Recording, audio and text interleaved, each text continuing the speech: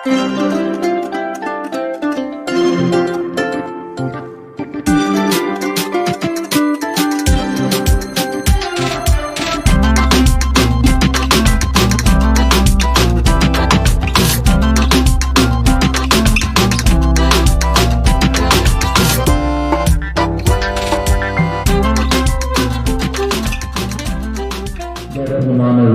சிந்தனைக்காக கொடுக்கப்பட்டிருக்கிற திருமதி பகுதி ரூத் புஸ்தகம் 1வது அதிகாரம் 1வது வசனத்திலிருந்து 19வது வசனம் முடிய அதிலே 16வது வசனத்தையும் 17வது வசனத்தையும் நான் வாசிக்கிறேன். அதற்கு ரூத், நான் உம்மை பின்பற்றாமல் உம்மை விட்டு திரும்பி போவதை குறித்து என்னோட பேச வேண்டாம். நீயே போகும் இடத்திற்கு நானும் வருவேன், நீயே தங்கும் இடத்திலே நானும் தங்குவேன். உம்முடைய ஜனம் என்னுடைய ஜனம், உம்முடைய தேவன் என்னுடைய தேவன். நீ மரணமடையும் இடத்திலே நானும் மரணமடைந்து அங்கே அடக்கம் பண்ணப்படுவேன். மரணமே அல்லாமல் வேறொன்றும் உம்மை விட்டு என்னை பிரித்தால் கர்த்தர் அதற்கு சரியாகவும் அதற்கு அதிகமாகவும் எனக்கு செய்ய கடவே என்பதுவே. கண்களை மூடுவோம், ஆண்டவரை நோக்கி பார்த்து நாம் ஜெபிப்போம். கர்த்தர் வசனம் வல்லச்சமட்டி கண்மலையும் நொறுக்கிடுமே. இதயம் வருவையாருக்கு இருபுறமும் கருத்துள்ளதே. சத்திய வேதம் பக்தரின் கீதம் சுத்தர்கள் போற்று பாதையின் தீபம் உத்தம மார்க்கம் காட்டும் சத்திய வேதம். என் ஆத்துமா மண்ணோடு ஒட்டிக் கொண்டிருக்கிறது. உமது வசனத்தின்படி என்னை உயர்த்தியும், உமது வசனத்தின்படி என்னை உயர்த்தியும் என்ற சங்கீதக்காரனுடைய வாக்கை இந்த வேளையில் நாங்கள் நினைவு கூறுகிறோம். சுவாமி, ஆம் கர்த்தாவே, எங்கள் வாழ்க்கை நேக நேரத்தினாலே, நேக வேளையிலே பலகீனத்தினாலும் பிரச்சனைகளினாலும் பலவிதமான போராட்டங்களினாலும் ஆண்டவரே எங்கள் வாழ்க்கை முடங்கி கிடக்கிறது. சுவாமி, ஆம் ஆண்டவரே, என்னுடைய வார்த்தை கண்மலையை நொறுக்கக்கூடிய வல்லமை உள்ளது. ஆம் ஆண்டவரே, என்னுடைய வாழ்க்கையை பிடித்திருக்கிற ஆண்டவரை கண்மலை போன்ற பிரச்சனைகளை நொறுக்கக்கூடிய ஆற்றல் உடைய வார்த்தைகளுக்கு உண்டு. ஆம் ஆண்டவரை, முடங்கி கிடக்கிற எங்களுடைய வாழ்வை ஆத்மாவை உயிர்ப்பிக்கக்கூடிய ஆற்றல் உங்களுடைய வார்த்தைகளுக்கு உண்டு. அப்பேற்பட்ட வார்த்தைகளை நாங்கள் சிந்திக்க இருக்கிறோம். எங்களோடு கூட நீர் பேசும், எங்களோடு கூட நீர் இடைவரும். உங்களுடைய ஆவியின் வல்லமையை தந்து நிறைவான பாதையில் எங்களை நீர் நடத்தும். இவருடைய வார்த்தைகளுக்காக காத்திருக்கிற பிள்ளைகளை உங்களுடைய வசனத்தை கொண்டே ஆசீர்வதித்தருளும். இயேசுவின் செல்வித்த நாமத்தில் செலுக்கிறோம். ஜெபங்கேலும் வந்து தெரிந்து எங்கள் நல்ல கர்த்தாவே, ஆமென். அன்பானவர்களே, வாழ்க்கை அற்புதமானது, அழகானது, இனிமையானது. அதே நேரத்திலே வாழ்க்கை சில நேரத்திலே கசப்பு நிறைந்தது, சங்கடங்கள் நிறைந்தது, இன்னல்களும் இடர்பாடுகளும் நிறைந்ததாக இருக்கிறது. இப்பேற்பட்ட சூழ்நிலையிலே கசப்பான இன்னலும் இடர்பாடுகளும் நிறைந்த சூழலிலே நாம் எவ்வாறு வாழ்க்கையை அணுகுகிறோம் என்பதை வைத்துதான் நம்முடைய வாழ்க்கையினுடைய வெற்றி அமைந்துள்ளது. நம் அனைவருக்கு சிறு பருவத்திலிருந்து கேட்ட ஒரு நிகழ்வு நமக்கு ஞாபகத்துக்கு வரும்.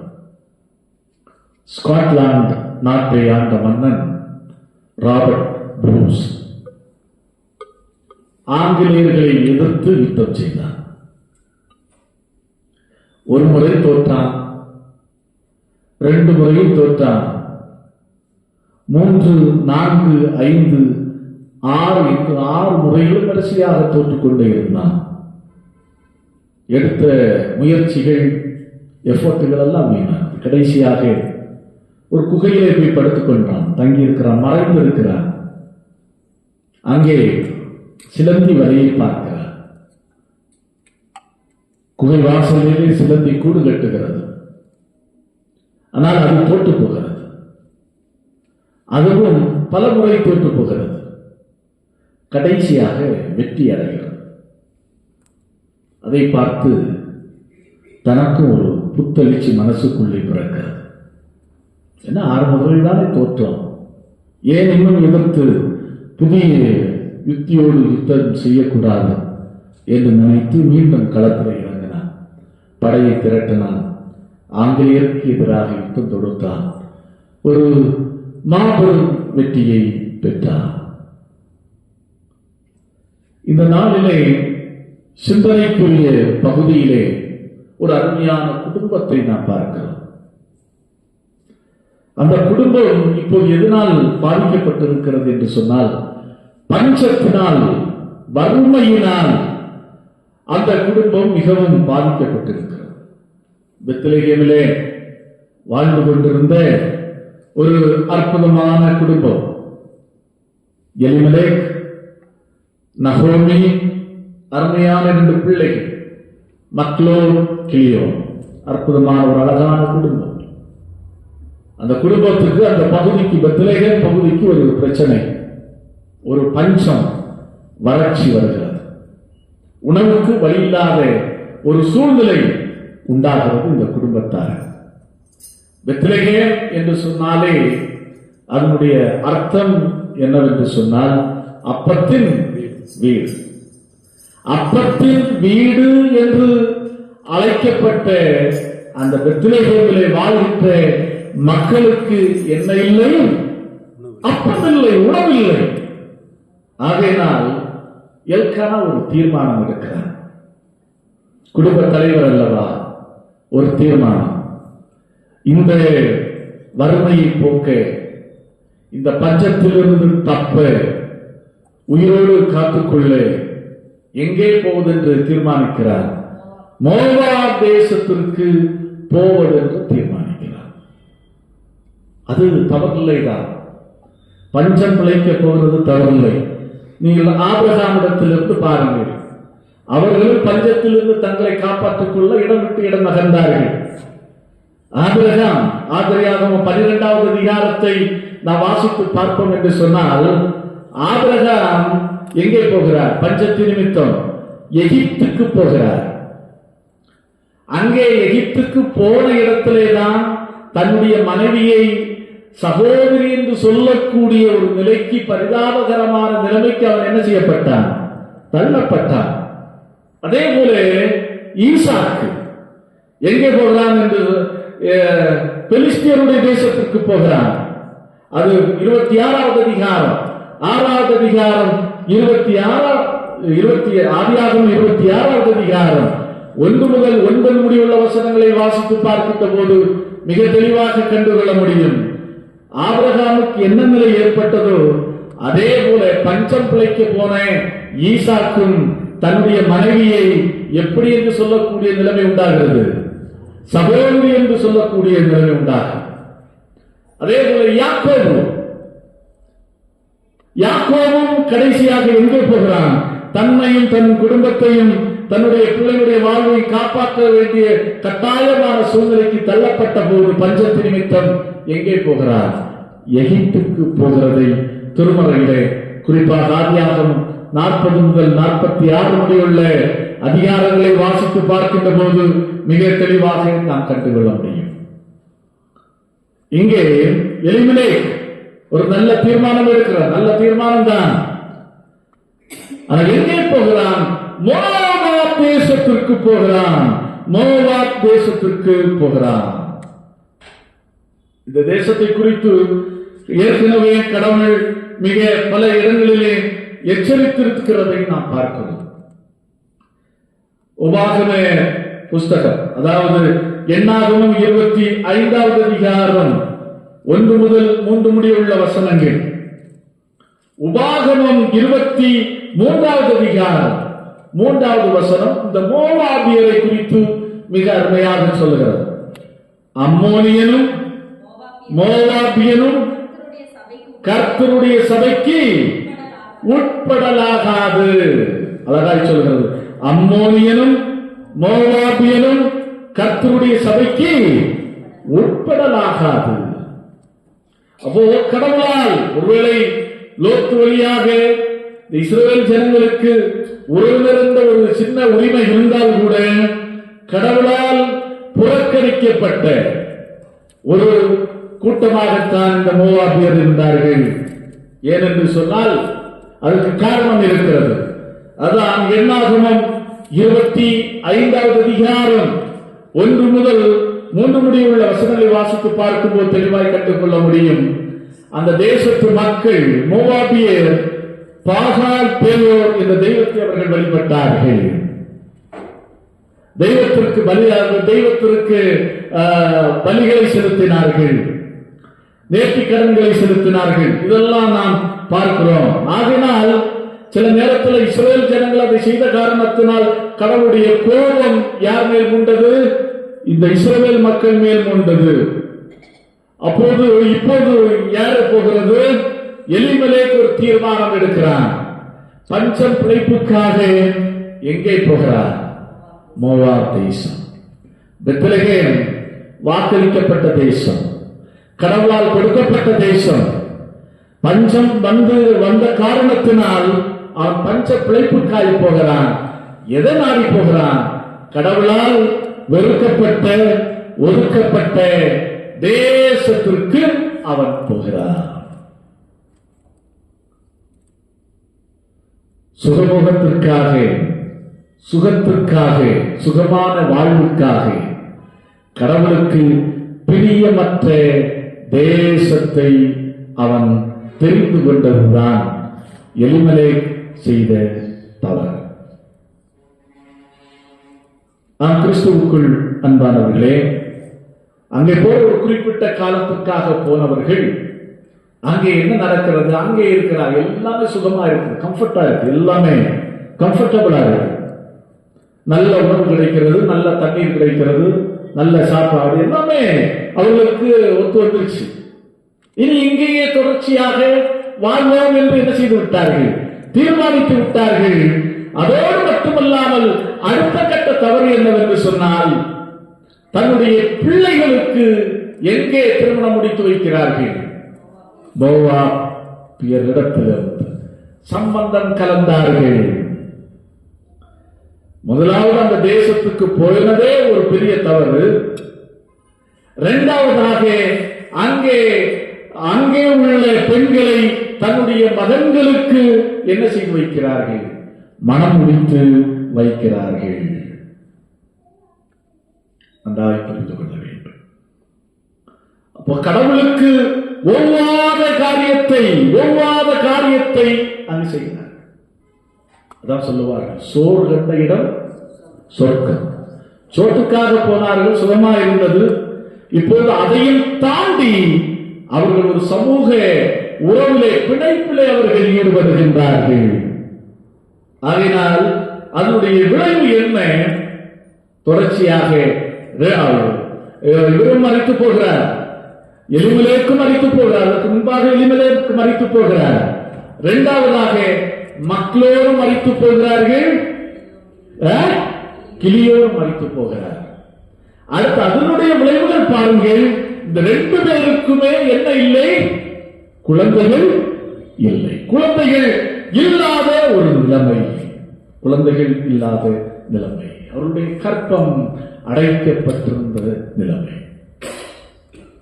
நம்முடைய வாழ்க்கை கரடு முரடானதான், பிரச்சனைகள் மிகுந்ததுதான், போராட்டங்கள் நிறைந்ததுதான். ஆனா அந்த பிரச்சனையிலிருந்து விடுபட நாம் என்ன முறைகளை கையாளுகிறோம் என்பது மிக முக்கியமானது. இங்கே பாருங்கள், ஆகாத இடத்துக்கு போகலாம், ஆகாத இடத்திலேயே அங்கே வாழ்க்கைப்பட்டார்கள்.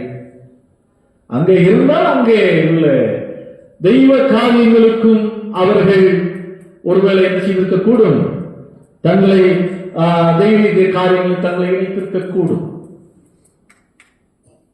இதெல்லாம் நிகழ்ந்த பிறகு பாருங்க. அதனால நாம் வாழ்க்கை பயணத்திலே, நம்முடைய பிரச்சனை நேரத்திலே, நம்முடைய போராட்ட நேரத்திலே, நம்முடைய நிலைமையான நேரத்திலே, இன்னல்ல நேரத்திலே, தூரமான நேரத்திலே நாம் எப்பேற்பட்ட தீர்மானங்களை எடுக்கிறோம் என்பது மிக முக்கியமாக. நாம் கருத்தாய் இருக்க வேண்டும், கருத்தாய் செயல்பட வேண்டும் என்பதை இந்த எலிமெலேக்கினுடைய வாழ்க்கை மூலம் நாம் தெளிவாக கண்டுகொள்கிறோம். கடவுளுடைய சித்தத்தை நாம் அறிய முற்பட்டு கடவுளுடைய சித்தத்திற்கு இணங்கி வாழ்க்கையில மிக முக்கியமான தீர்மானங்களை எடுக்க வேண்டும். பாருங்க, ரைட். இப்போதுதான் நகோமிக்கு கொஞ்சம் உணர்வு வருகிறது. இதுவரையிலும் மோவாப் தேசமே போதுமானது என்று இருந்த நகோமிக்கு இப்போது புத்தி தெரிகிறது. எப்போது இதுவரையிலும் கடவுள் வாக்களித்த சுதந்திரமாய் கொடுத்த தேசத்தில் நடந்திருந்த நகோமி இப்போது என்ன செய்கிறார்? திரும்ப தீர்மானிக்கிறாள். இதை நாம் மிக முக்கியமான காரியமாக நாம் இங்கே பார்க்க வேண்டியது இருக்கிறது. அவள் என்ன செய்தால் பாருங்கள். ரூத் 1வது அதிகாரம் 6வது வசனத்தின் கடைசி பகுதி. தன் மருமக்களோடு கூட மோவாப் தேசத்திலிருந்து திரும்பி வரும்படி எழுந்து. ஒரு அடுத்த மிக முக்கியமான தீர்மானம். புத்தி தெளிந்த பிற்பாடு எங்கே என்னை கடவுள் தந்த வாக்கு தந்த தேசத்திற்கு போகலாம் என்று தீர்மானிக்கிறாள். தன்னுடைய மருமக்களோடு பயணத்தை தொடங்குகின்றாள். தன்னுடைய மருமக்களோடு அவள் பேசுகின்றாள். நீங்கள் போங்கள், இந்த தேசத்திலே திருமணம் செய்து நீங்கள் மகிழ்ச்சியோடு வாழுங்கள் அப்படி என்று ஆலோசனை கொடுக்கிறாள். ஒரு மருமக திரும்பி போகிறார், ரூத் திரும்பி போகவே இல்லை. பாருங்கள், அவள் செய்த மிக முக்கியமான ஒரு காரியம், திரும்புகின்றாள். பாகார் பேயோலை வழிபட்ட தேசத்திலிருந்து, கடவுளால் புறக்கணிக்கப்பட்ட மக்கள் வாழ்ந்த பகுதியிலிருந்து தன்னை விடுவித்துக் கொண்டு கடவுள் தந்த தேசத்திற்கு இப்போது அவள் புறப்படுகிறாள். நாம் கிறிஸ்து இயேசுவுக்குள் அன்பானவர்களே, ஆகாத இடத்திலிருந்து நகோமி கிளம்பினாள், எழுந்தாள். எங்கே? பெத்லகேமுக்கு புறப்படுவதற்கு. இன்றைக்கு நம்முடைய வாழ்க்கையில் அப்படிதான்.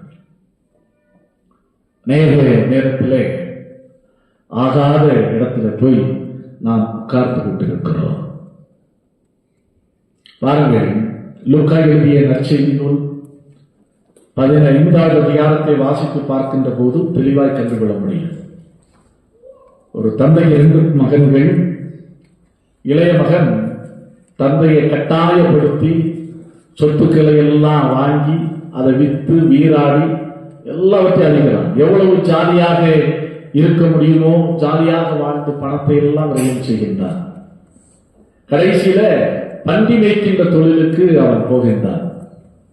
பன்றிக்கு வைக்கக்கூடிய தவிடு கூட அவனுக்கு என்ன இல்லை, கிடைக்கவில்லை. இந்த சூழ்நிலையிலே தான் அவன் சொல்லுகிறான் பாருங்கள். லூக்கா எழுதிய நற்செய்தி நூல் 15வது அதிகாரம் 18வது வசனம் சொல்லுகிறது, நான் எழுந்து என் தகப்பனிடத்தில் போய் நான் எழுந்து எங்க போவேன்? தகப்பனிடத்துக்கு போவேன். நான் இருக்கிற இந்த சூழலிலேயே நான் முடங்கி கிடக்க மாட்டேன். நான் என்ன செய்வேன்? நான் எழுப்புவேன், என் தகப்பனிடத்துல போவேன். தகப்பனிடத்துல போனால் நிச்சயமாய் அவர் எனக்கு என்ன தருவார்? ஒரு புதிய வாழ்வை தருவார். அதான் ஏசாயா தீர்க்கதரிசி புஸ்தகம் மிக அருமையாக சொல்லுகிறது. ஏசாயா 55வது அதிகாரம் 2வது வசனம் சொல்லுகிறது, தூசியை உதறிவிட்டு எழுந்து உன் கழுத்தில் உள்ள கட்டுகளை அவிழ்த்து விடு. நீ வாழ்க்கையில் எந்த நிலையில இருந்தாலும் பரவாயில்லை, அந்த நிலையிலே நீ முடங்கி கிடக்காதே, அந்த நிலையிலேயே உணர்ந்து கிடக்காதே. அந்த நிலையிலிருந்து எங்க என்ன செய்? நீ எழும்பு, புறப்படு என்று ஆண்டவர் மிக அருமையாக சொல்கிறார். பாருங்கள், கணவன் போயாச்சு, தான் நேசித்த அருமையான 2 பிள்ளைகளும் போயாச்சு. ஒரு விதவையாக நகோமி நிற்கிறார். தன்னுடைய அருமையான 2 மகள்களும் விதவையாக நிற்கிறார்கள். இனி என்ன? வாழ்க்கையே சரி வந்தாச்சு, இங்கே வாழ்ந்து முடிப்போம் அப்படி என்று நகோமி பார்க்கவில்லை. ஏதோ வந்துட்டோம், வாழ்க்கை இப்படி ஆகிவிட்டது, நம்முடைய ஆண்டவரால் தர முடியும், நிச்சயமாக வாக்களித்த தேசத்திற்கு போனால், மீண்டும் பெத்லகேம் தேசத்திற்கு போனால் நிச்சயமாகவே வாழ்வு கிடைக்கும், அப்படி என்று அவள் செய்த காரியம் என்னவென்று சொன்னால் எழுந்திருந்தாள். இதை நாம் புரிந்து கொள்ள வேண்டும். முடங்கி கிடக்க அதான் சொல்லுவார்கள், குனிய என்ன செய்வாங்க? குனிய கொட்டிட்டே இருப்பாங்க. அது மனிதனுடைய நேச்சரை சொல்ற காரியம். ஆகையினால் ஒருவேளை வாழ்க்கை பிரச்சனை, போராட்டம் எதுவாக இருந்தாலும், இழப்புகள் எதுவாக இருந்தாலும் அப்படியே முடங்கி கிடக்காதே. அது ஒரு விதத்தில் உன்னை பாதித்துக் கொண்டே இருக்கும். நீ அந்த சூழ்நிலையிலிருந்து என்ன செய்ய? நீ எழும்பு, நிச்சயமாக உனக்கு வாழ்வு உண்டாகும். பாருங்க, அடுத்து 3வது கற்றுக்கொள்ள வேண்டிய மிக மிக முக்கியமான ஒரு காரியம் மன உறுதி. யாருடைய மன உறுதி என்று சொன்னால் ரூத்தினுடைய மன உறுதியை பார்க்கிறோம். வாசிகள் பார்க்கலாம். அவள் தன்னோடு கூட வர மன உறுதியாய் இருக்கிறதை கண்டு அப்புறம் அதை குறித்து அவளோட ஒன்றுமே பேசவில்லை. மன உறுதியாக இருந்தாள். இது ரூத்தினுடைய, நகோமியினுடைய மருமகளுடைய தீர்மானம். அவருடைய பிறப்பு வளர்ப்பு எங்கே? மோவாப் தேசம். அவருடைய தெய்வம் எல்லாம் எங்கே? மோவாப் தேசம், பாகால் பேயோ. ஆனால் அவள் இப்போது ஒரு தீர்மானத்துக்கு வருகின்றார். ஒருவேளை அவள் நகோமியினுடைய விசுவாசத்தை அவள் கவனித்திருக்க கூடும். ஒருவேளை அவள் நகோமியினுடைய பற்றுறுதியை அவள் ஆழ்ந்து சிந்தித்திருக்க கூடும்.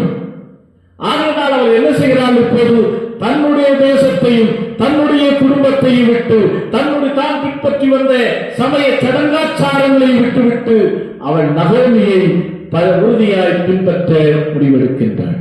அதில் ஒரு காரியம் மிக அருமையாக சொல்கிறாள். என்ன காரியம் என்று சொன்னால், உம்முடைய தெய்வம் என்னுடைய தெய்வம் அப்படின்னு சொல்கிறார். உண்மை மட்டுமல்ல, உம்முடைய கடவுளை, நீங்கள் பின்பற்றுகிற கடவுளை நான் பின்பற்றுவதற்கு எப்படி இருக்கிறேன்? உறுதியாக இருக்கிறேன் அப்படி என்பதை வெளிப்படுத்துகிறார்.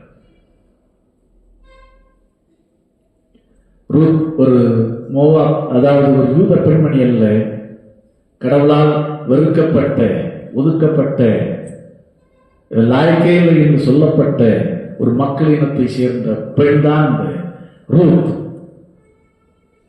நகோமி பெத்லெஹேமுக்கு திரும்பி வருகிறார்கள். மக்களை பார்த்து, தன்னை ஆச்சரியத்தோடு பார்த்து மக்களை பார்த்து சொன்னார்கள். என்ன சொன்னார்கள்?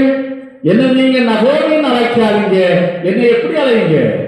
மாறா என்று அழைங்க. ஏன் என்று சொன்னால் என்னுடைய வாழ்க்கை கசப்பு நிறைந்தது. அப்பேற்பட்ட சூழ்நிலையில் கசப்போடுதான் ஒரு மருமகளையும் கூட்டிக் கொண்டு பெத்லெஹேமுக்கு வருகிறார். பாருங்கள், கடைசியில அவருடைய வாழ்வு எப்படி இருந்தது என்று பாருங்கள். கசப்பு இனிமையாக மாறுகிறது. அதான் பாருங்கள், மத்தேயு எழுதிய நற்செய்தி நூல் 1வது அதிகாரம் 5வது வசனம் மிக அழுத்தம் திருத்தமாக சொல்லுகிறது. என்ன சொல்லுகிறது? போவாஸ்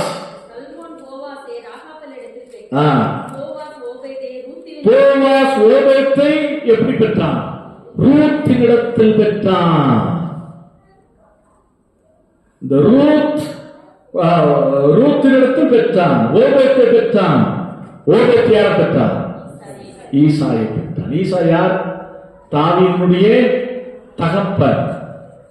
அப்போது இந்த ஓபேத் யார்? தாவீதுடைய தாத்தா. அதான் யோசிக்க வேண்டும். இந்த சன்னதியிலே தான் இயேசு கிறிஸ்து பிறந்தார். எப்பேற்பட்ட ஆசீர்வாதம்! எப்பேற்பட்ட ஆசீர்வாதம்!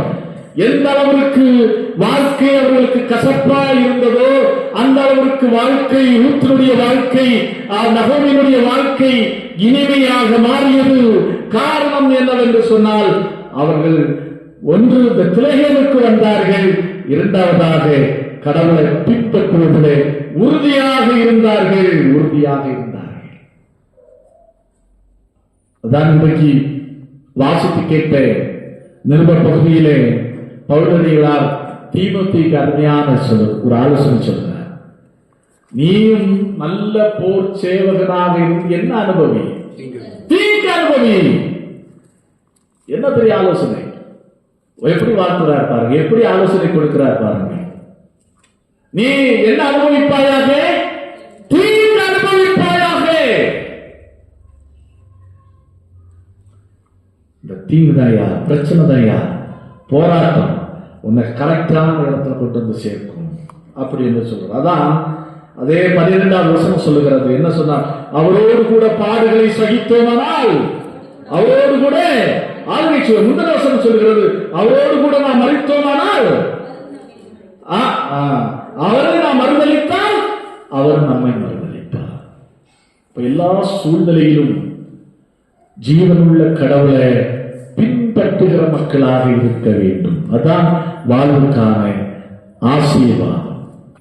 பிரச்சனை உண்டு, போராட்டம் உண்டு, ஏமாற்றங்கள் உண்டு, கஷ்டங்கள் உண்டு, பொருளாதார சிக்கல்கள் உண்டு. ஆனால் இவைகளின் நடுவிலேயும் நான் ஆண்டவரை பின்பற்றுகிறேன் அப்படி என்று சொல்வோமானா அதுதான் கடவுளுக்கு ஏற்ற, கடவுளுக்கு உகந்த ஒரு வாழ்க்கை. அதுதான் கடவுளை உண்மையாகவே மகிமைப்படுத்தி வாழ்கின்ற ஒரு வாழ்க்கை. இன்றைக்கு வாசித்து கேட்ட நற்செய்தி பகுதியை பாருங்கள். 10 குஷ்டரோகிகள் வருகிறார்கள். நீங்க போய் ஆசாரியனுக்கு காட்டுங்கள் என்று 10 பேரை அனுப்பி வைக்கிறார். போகிற வழியிலேயே அவர்கள் குணமடைகிறார்கள். ஆனால் யார் வருகிறார்? ஒரே ஒரு குஷ்டரோகி வந்து ஆண்டவருக்கு என்ன சொல்லுகிறான்? நன்றி சொல்ல. எப்படி? உரத்த சத்தத்தோடு தேவனை மகிமைப்படுத்தினார். வேதம் சொல்லுகிறது. அவர் யாருன்னு சொல்லுகிறது? அவன் சமாரியன், சமுதாயத்தாலே புறக்கணிக்கப்பட்ட யூத மக்களாலே கடைநிலையிலே தள்ளப்பட்டிருந்த ஒரு சமூகத்தை சேர்ந்த ஒரு மனிதன் மாத்திரமே. அப்போது கடவுள் அவனை தான் மெச்சுகிறார், கடவுள் அவனை தான் பாராட்டுகிறார். நம்முடைய வாழ்க்கையில நான் ஒன்றை புரிந்து கொள்ள வேண்டும். நான் பாரம்பரிய கிறிஸ்தவன் என்பதை அடிப்படையாக வைத்து கடவுள் நம்மை ஆசீர்வதிப்பதில்லை. அல்லது இத்தனை ஆண்டுகளாக இந்த திருச்சபையில் நான் அங்கத்தினராக இருக்கிறேன் என்பதை அடிப்படையாக வைத்து கடவுள் நம்மை ஆசீர்வதிப்பதில்லை. ஒன்றை வைத்துதான் கடவுள் நம்மை ஆசீர்வதிக்கிறார். எவ்வளவு மன உறுதியோடும் எவ்வளவு மன வைராக்கியத்தோடும் நாம் ஆண்டவரை பின்பற்றுகிறோமோ அதை வைத்துதான் கடவுள் நம்ம என்ன செய்கிறார்? ஆசீர்வதிக்கிறார். அதான் ரூத்தினுடைய வாழ்க்கையிலே நாம் கண்டுகொள்கிறோம். அவர் ஒரு மோவாபிய பெண்மணி. அந்த பெண்மணியினுடைய சன்னதியிலே தான் இயேசு உலகத்தை ரட்சிக்கின்ற இயேசு பிறந்தார் என்று சொன்னால் அதை விட வேறு என்ன பாக்கியம் வேண்டும்? கிறிஸ்து இயேசுவுக்குள் அன்பானவர்களே, ஒருவேளை இந்த எரிமலைக்கு போல தவறான தீர்மானங்கள் மூலம் தீர்மானம் எடுத்து ஒருவேளை நாம் சிக்கலிலே மாட்டி கிடக்கலாம். கவலைப்பட வேண்டிய அவசியம் இல்லை. பெரிய சிக்கல்களிலும் வீழ்ச்சிகளிலும் வீழ்ந்து கிடக்கலாம். அதை நினைத்து முடங்கி கிடக்க வேண்டிய அவசியம் இல்லை. ஒரே ஒரு தீர்மானம், நகோமியை போல நாம் அந்த இடத்திலிருந்து எழுந்து வெளியே வர அழைக்கப்படுகிறோம். வெளியே வர அழைக்கப்படுகிறோம். வெளியே வந்து யாரை போல, ரூத்தை போல மன உறுதியோடு கடவுளை பின்பற்ற அழைக்கப்படுகிறோம். நிச்சயமாய் நம்முடைய வாழ்வு இனிமையானதாக மாறும். வாழ்க்கையில் இருக்கிற கசப்புகள் எல்லாம் மாறும். தோல்விகள் எல்லாம் நீங்கி நம்முடைய வாழ்க்கை எப்படி நிறைந்ததாக அமையும்?